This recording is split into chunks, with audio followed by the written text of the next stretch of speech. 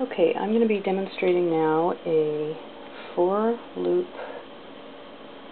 spiral braid, left-handed, which isn't my normal way to do it, so bear with me. This is for a tutorial that I'm filing with the Braids and Bands Yahoo list, which is the discussion group of the Braid Society. It's actually for anybody interested in braiding and narrow wear, weaving, etc. It's a great list, and I don't know what else to say about it, but right now I'm going to try and demonstrate the spiral, a very reduced version of the spiral braid. 4 loops is it's a very fun, fast way to do this braid, and it's a strong, small braid with a neat pattern, this spiral. I'm going to demonstrate it left-handed because this is one of the few braids that actually is somewhat handed. Right-handers will want to there's one direction of moves, and right-handers will want to do it left to right. Left-handers would want to do it right to left. The fingers that meet up are the same. There's 2 moves, index finger of the right hand and the ring finger of the left hand, and vice versa. It doesn't really matter which one you start first. To follow along with my tutorial, I'm going to do it. This will be the first move, this will be the second move, but this is how a left-hander would do it. A left-hander would put the left loop onto the right loop, reach over that right loop, grab down onto the top shank, and pull it off, kind of easing it off the tip of the finger. There it comes. And then you tighten. That's a full stretch out to the sides, making a straight line from hand to hand. What I recommend anyway. So that was move number 1. Let's see if it's possible somebody else might pick up that phone. Yes, okay. That was move number 1. We already did. Now we're going to do move number 2. The left loop will get laid onto the right finger. The left finger rises above the right loop and pulls it through and eases it off the top of the finger. Now you tighten. I'm still tightening up against the very top knot there. You want to pull a little harder when you're just right under the beginning of the knot. Okay, move number 1. I'm just going to repeat this a few times, and then I'll show you an optional other way to do this move. There we go. Tighten. 2.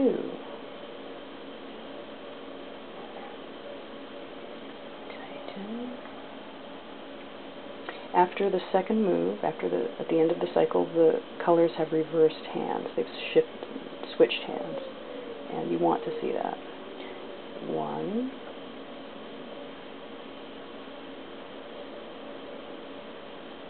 Tighten. 2.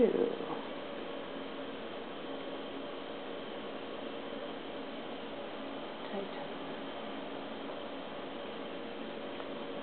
1.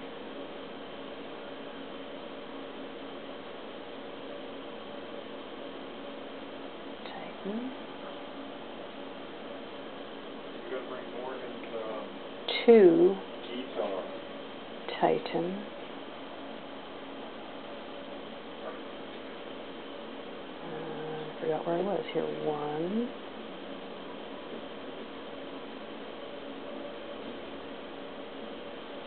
Tighten. That was on 2. Tighten. It's good to kind of think about, while you're tightening, what the next pair of fingers is going to be, and kind of just feel it. Think about what it is, and then you feel which ones it's going to be, and then they just come together. So there's the 2. 1. Tighten, and now I'm thinking about what the next pair, this pair. 2. Tighten, so think ahead a little bit. 1. Tighten. 2. tighten. Okay, the other thing I want to point out is that there's another way to take the loop. I've been demonstrating a way that turns it, which was completely necessary in the 2-loop braid, or you wouldn't have gotten a braid. It also gives a torque, a twist, to the eventual braid that you're forming. And by taking the loop from either above the loop, or even if I had decided in the beginning of the braid to take it from below the loop, either way turns it over as it comes to the other hand. If you wanted to make this braid, the spiral braid, without a torque to the braid, you would come through both loops, and you would, from within the loop that you're going to take, you would take it. And in that way, it would not get a turn as it came over to the other hand. It maybe looked as if it did, but it really didn't. I think I did the wrong... No, I did the right. I did the... If you think you made a mistake, or you don't know what you did, you look at the fell of the braid down here. I can see that the last two loops that went through each other were the correct loops. So I thought I made a mistake, but I didn't. Okay, I'm going to do that. Here's move 2. I'm going to do that again, putting the loop on, and then going through the loop I'm going to take, going through it, not going above it, going through it, and fishing. How did I do that? Oh yeah, and then fishing it through, kind of teasing it up this way. There's other ways to do it. Any way that works for you is fine, as long as, here's move number 1 again, as long as you put your finger through the loop before you take it. You could take the top, you could take the bottom. Either way, it is not going to turn over when you bring it over to the other hand, as long as you have gone through it. Let's put it on first. If you've gone through it to take it, it will not turn over. So you can choose how you do it. I rarely do it that way myself. I don't know, but I would if I wanted to have a straight braid without a torque and I was doing a stripe or something. Okay, now I haven't gotten very far down, but I do want to demonstrate making a loop in the braid, which normally I would do at the bottom of the braid, but I don't want to take that much time. So I'm going to just simply, I'm going to be making 2 little braids now. I'm going to drop half the loops. Maybe I'll keep, on my other demos I kept 1 color. This time I'll keep 2 colors and do a left-handed loop, 2-loop braid. Now that I'm going to make, let's see there, let's pull these back a little bit. I'm going to be making, I'll do it very slowly, a 2-loop braid, a little tiny 2-loop braid on one side, and then a little tiny 2-loop braid on the other side, and I'll join them back together, and my braid will have a little hole, a little buttonhole in it. So I'm still doing this left-handed. This is how a left-hander would do it. And now, for the 2-loop braid, I really do need to turn that loop. If I tried to take it if I tried to go inside here and take it, I wouldn't get a braid. I'd get a mess. I'd get a couple of strings wound around each other, but they wouldn't hold. So for the 2-loop braid, you just keep repeating this move again and again. And for a 2-loop braid, I usually like to put more than 1 finger in the braid to kind of. So there's many ways you can do that. As long as that loop comes through with a turn, it is going to make a 2-loop braid. It's much more awkward for me than doing it right-handed, I must say. So any old way you can. Basically, the most clear way, I think, to demonstrate is to put the left loop onto the right finger, reach over, take it off. Okay, now there's a length of braid. Maybe that shows in the camera. A length of a little braid.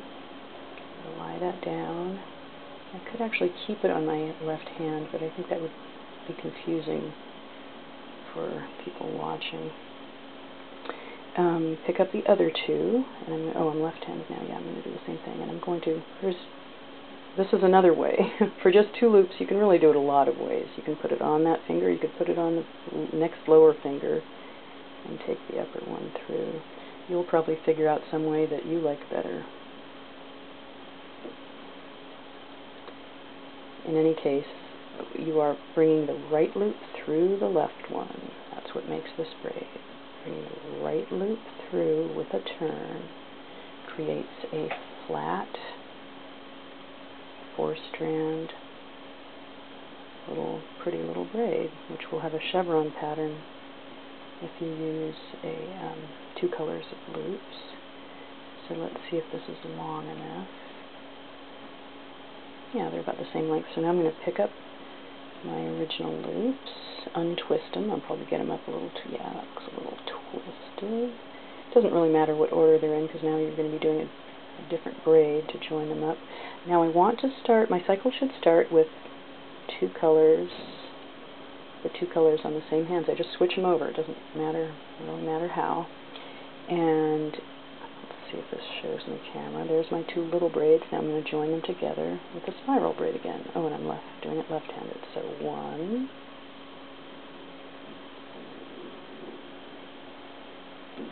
and where's my 1 and 2?